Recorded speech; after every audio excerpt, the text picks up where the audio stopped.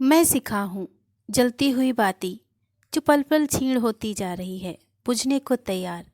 कहीं मेरी कहानी अपनी गूंज छोड़े बिना मेरे साथ दफन ही ना हो जाए।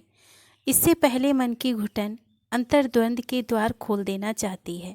मैं जानती हूँ लोग मेरी कहानी सुनकर घृणा करेंगे, नफरत होगी उन्हें मुझसे, क्योंकि माँ की ममता पर मैंने अपने सुख स्वार्थ की मोहर लगा दी थी, प्रहार किया था ममत्व पर।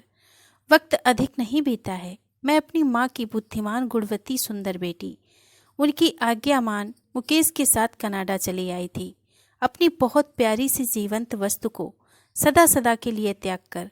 हाँ, वह मेरे लिए वस्तु मात्र थी। शायद इसी कारण जिंदगी भावनाओं के सहारे नहीं कटती, किसी मजबूत संबल की आवश्यकता होती ही है जो पुरुष में सदियों से मान्य है। तभी तो नारी पुरुष के पीछे पीछे चलती रहने को, उसकी इच्छाओं के आगे समर्पित रही है। 24 वर्ष की उम्र में घटित मेरे अकाल विधवापन की माँ को चिंता थी। वह सोचती थी इतनी कम उम्र में मैं कैसे सांसारिक जीवन के बिना बिना हम सफर के चल सकूंगी।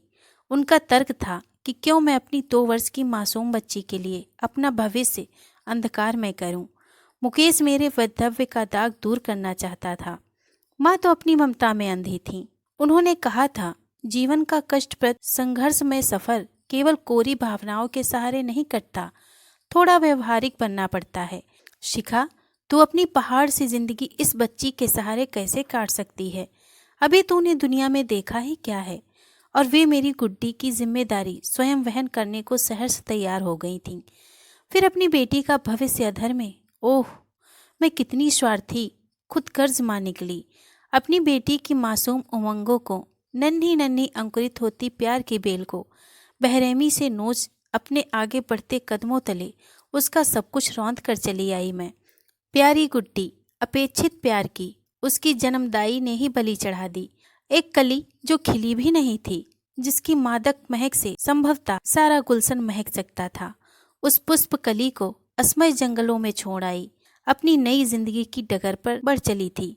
तीसरी बार पीछे के तमाम निशान एक बार में ही रगड़ रगड़ कर पोंछने चाहे, पर क्या इतना आसान होता है मन मस्तिष्क से अतीत के अमिट चिन्ह व स्मृतियों को मिटा सकना?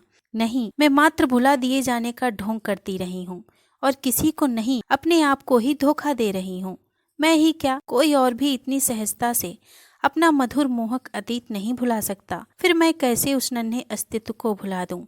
माँ हर बार कहती हैं कि भूल जा शिखा, भूल जाने में ही तेरा भला है, लेकिन कैसे संभव है यह सब? मैं इतनी निष्ठुर नहीं, अपनी भोली सी प्यारी गुड्डी को कैसे भूल सकती हूँ? वही तो मेरे मातृत्व की पहली निशानी है। दुर्भाग्य ने उसको पिता से जुदा कर दिया। माँ के प्यार से ही सब कर लेती, परंतु वह भी उसकी नानी को रास न आया। अपनी बेटी के प्यार में अंधी हो नन्ही बेटी को माँ से अलग कर दिया। मुकेश की तो शर्त ही यही थी कि उसे गुड्डी स्वीकार नहीं है। बस इतनी बड़ी दुनिया में गुड्डी अकेली रह गई, टूटी हुई गुमसुम। गुड्डी मुझे भुला पाएगी? नहीं, कभी नहीं, क्योंकि माँ ने उसके बाल मस्तिष्क में अनजाने में यह बात अच्छी तरह भर दी है कि उसकी माँ बहुत दूर दूसरे देश में पढ़ने गई है। वह लौट कर आएगी, पर बहुत दिनों बाद, जब तुम बड़ी हो जाओगी। नन्ही निरर्थक बातों से वह रोती हुई नन्ही गुड्डी को बहलाती सुलाती चली जा रही थी। अपनी नन्ही कल्पनाओं में उसने मुझे अभी तक जीवित रखा है। उसे पूर्ण विश्वास है कि उसकी माँ पढ़ाई खत्म करके अवश्य लौटेगी और उसे गोद में उठाकर चूम लेंगी। कितने बड़े भ्रम की शिकार हो गई है मेरी बेटी। जब उसे पता चलेगा अपनी माँ के स्वार्थ का, कि वह दूसरे देश में पढ़ने नहीं, अपनी जिंदगी के अकेलेपन से घबराकर उसे छोड़ गई है, अपने नए हमसफर मुकेश की कठोर शर्त स्वीकार बेटी को सदा सदा के लिए छोड़ नई धरती पर बस गई है, कभी न लौटने के लिए। उसे नहीं पता कि उसकी माँ कभी वापस नहीं आएगी, उसे कभी गोद में नहीं उठाएगी, कभी उसे प्यार नहीं करेगी, और न अब कभी उसकी नन्ही नन्ही उंगलियां पकड़कर चलना सिखाएगी। अब तो अपना सफर उसे खुद चलकर तय करना पड़ेगा। सब कुछ अपने आप सीखना होगा। उसे तमाम जिंदगी माँ बाप की छत्र छाया से हटकर काटनी पड़ेगी, या फिर टूटी हुई थकी वृद्धा नानी माँ के सहारे। जब तक नानी माँ है तब तक तो करीब करीब ठीक चल सकता है, लेकिन उसके बाद बहुत बड़ा उभरता प्रश्न चिन्ह।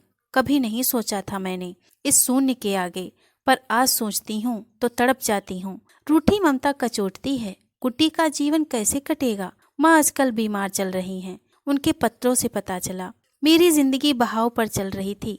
कहीं कोई उतार चढ़ाव नहीं, बस सामान्य शांत सा। कभी कभी इस शांत जल में माँ के खत स्पंदन जरूर पैदा कर देते हैं, मुझे मेरे अतीत से फिर जोड़ देते हैं। माँ को मैं मना भी नहीं करना चाहती, क्योंकि मैं स्वयं चाहती हूँ कि माँ वहाँ की सब बातें लिखती रहें।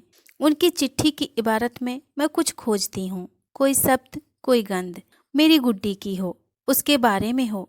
भले ही माँ के खत को पाकर मैं कितने ही दिन अशांत रहूं, पर बहुत अच्छा लगता है पीछे लौटना।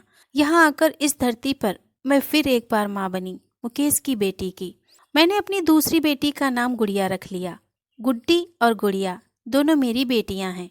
दोनों को मैंने जन्म दिया, दोनों मेरी सगी बेटियां हैं। फिर भी मेरे प्यार माँ के मातृत्व की सिर्फ एक ही हकदार है। आखिर ये भिन्नता क्यों? माँ हर वर्ष गुड्डी का फोटो भेजती हैं। हर माँ भेजे पत्र में उसके नटखटपन का जिक्र होता है, लेकिन अब की बार भेजे खत के साथ गुड्डी की फोटो में उसके मासूम चेहरे पर उदासी की गहरी परत स्पष्ट झलक रही थी। तो क्या गुड्डी माँ के पास खुश नहीं है? भले ही गुड्डी को बेहद प्यार करने वाली नानी मिली, लेकिन ममता का एक कोना अभी तक खाली पड़ा होगा मेरी प्रतीक्षा में। क्या गुड्डी नानी के प्यार की अधिकता से उकता नहीं जाती होगी? कितनी शांत व गंभीर हो गई है। कभी बाल सुलभ हट करके मुझे परेशान भी नहीं करती। तू तो बचपन में बहुत परेशान किया करती थी। गुड्डी तो चुपचाप सारा कहा मान लेती है। कभी कोई चीज लेने की जिद नहीं करती, एक बलून तक नहीं मांगती, जो दे दो उसी में खुश हो जाती है। बहुत समझदार हो गई है तेरी गुड्डी। यह सब कुछ माँ के पत्र में लिखा था। तेरी गुड्डी यानी आज तक गुड्डी पराई है। माँ ने उसे अपनाया नहीं है, उसे अपनी गुड्डी का संबोधन नहीं दिया। माँ उसे मेरी गुड्डी समझकर पाल रही हैं, और मैं उसे माँ की झोली में डाल उनकी गुड्डी समझती रही। बेचारी गुड्डी दोनों पाटों के बीच पटकर रह गई, किसी की भी नहीं बन सकी। आजकल न जाने क्यों मन गुड्डी के लिए बेहद तड़पने लगा है। यह मेरा अपराध बोध ही तो है। लगता है कहीं मेरे अवचेतन मन में अपने सुख की दबी आकांक्षा अवश्य रही होगी, जिसे मैं माँ की ओट ले छिपा गई और सुख की खातिर अपने लहू को दगा दे दिया। एक माँ ने बेटी के लिए बुढ़ापे में भी इतना कष्ट सहन किया, और दूसरी माँ ने अपनी बेटी की तनिक भी परवाह नहीं की। अपना जीवन संवारने के लिए उसकी कोमल उमंगों को रसहीन नीरस बना दिया, उसकी बगिया को कांटों से पाट दिया। माँ की यह धारणा गलत रही कि समय के साथ साथ मैं अतीत को भूल जाऊंगी। वक्त बहुत बड़ा मरहम है, पर गहरे घाव को भरने की क्षमता रखता है। मैं ज्यों-ज्यों वक्त के साथ आगे बढ़ने को कदम बढ़ाती हूँ, गुड्डी का खत मुझे पीछे खींच लेता है। उसके दिल से उभरती नन्ही सी आवाज मेरे मन को गहरे तक मरमाहत कर देती है। माँ लौटा, कह रही हो मानो पीछे से आती। माँ माँ की अनुगूंज मुझे बेचैन किए रहती है। बढ़ते कदम ठिठक जाते हैं, सोते सोते चौंक जाती हूँ। स्वप्न देखती हूँ कि मैं अधर में खड़ी हूँ। बादलों के बीच मेरी एक बाह गुड्डी ने थाम रखी है और दूसरी गुड़िया ने पकड़ी हुई है। दोनों अपनी अपनी ओर पूरी शक्ति से मुझे खींच रही हैं। मैं बट गई हूँ अतीत और वर्तमान के बीच, केवल बाहर से ही नहीं भीतर तक। एकाएक महसूस हुआ कि गुड्डी ने कसकर मेरा हाथ दबाकर खींच लिया है। मैं तेज दर्द से चीख उठती हूँ, गुड्डी को परे ढकेल देती हूँ। तभी ऐसा आभास हुआ कि गुड्डी ने एक तरफ की पकड़ ढीली कर दी। उसने मेरा हाथ छोड़ दिया। उसकी आंखें नम हैं, केवल अपनी टकटकी बांधे सजल नेत्रों से मुझे निहार रही है। अपनी पकड़ ढीली कर उसने माँ को मुक्त कर दिया। मानो माँ के दुलार से वंचित और अतृप्त गुड्डी जब सब बच्चों को माँओं से जुड़ा देखती होगी, तब क्या क्या सपने देख अपने को ढांढस बंधाती होगी। क्या साथ के बच्चों को शाम के समय पार्क में माँ बाप के साथ घूमने जाते देख उसे अपने साथ चलती वृद्ध नानी पर रोष न आता होगा। नानी का लाख प्यार उसके हृदय से माँ की यादों को धूमिल नहीं कर पाया, वरना उसके हाथ से लिखे कागज पर शब्दों में एक मार्मिक गूंज न होती। उसके शब्द मेरा मर्म भेद कर आर पार उतर गए। मेरी नजर उन्हें टूटे बिखरे आकृति के अक्षरों पर अटक कर रह गई। लगा गुड्डी बहुत उदास है, वह गहरे समुद्र में डूब रही है, गले तक पानी चढ़ाया है, अपने प्राणों की रक्षा के लिए मुझे पुकार रही है। अब की बार के पत्र के साथ गुड्डी का टेढ़ी मेढ़ी भाषा में लिखा पत्र भी था। माँ ने लिखा था, तेरी गुड्डी अब पढ़ने लगी है, वह लिखना भी सीख गई है। सबसे पहले उसने माँ लिखना सीखा था। उस मुड़े हुए कागज पर बड़े बड़े अनगढ़े मोती से अक्षर झिलमिला रहे थे। मुझे एक एक अक्षर में गुट्टी के घाव, उसकी बड़ी बड़ी पनीली आंखें और उसमें तैरता सा सब कुछ दिख रहा था। मानो पूछ रही हो, माँ मेरी खता क्या है। उसके पत्र को चूम लेती हूँ। तुझे कैसे पाऊँ मेरी बेटी, मजबूरी और व्यवस्था से बंधी हूँ। मेरी आंखों के खारे पानी ने बेटी का खत धो दिया। खत के कई अक्षर धुंधले हो फैल गए, स्याही घुल गई, पर अतीत की तरह कुछ अक्षर अब भी पहचानने योग्य हैं। कितने बड़े बड़े शब्दों में लिख डाली है गुड्डी ने अपने दिल की आवाज़, मानो अंतर चीर कर खून से लिखे हैं यह शब्द। माँ अब घर चल, खटपट मत कर, घर आ माँ, घर आ, घर में माँ है। बस एक बार मुझे मेरी गुड्डी पुकार रही है। एक बार कुछ पल के लिए ही कोई भी मेरी गुड्डी को मेरी गोद में डाल दे। कोई तो पल भर को माँ की ममता को, उसकी तड़प को समझ सके। बहुत विष पिया है मैंने आज तक।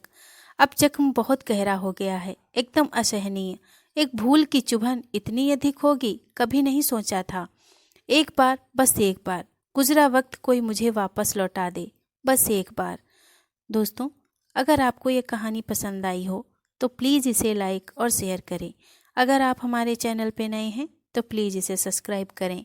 धन्यवाद।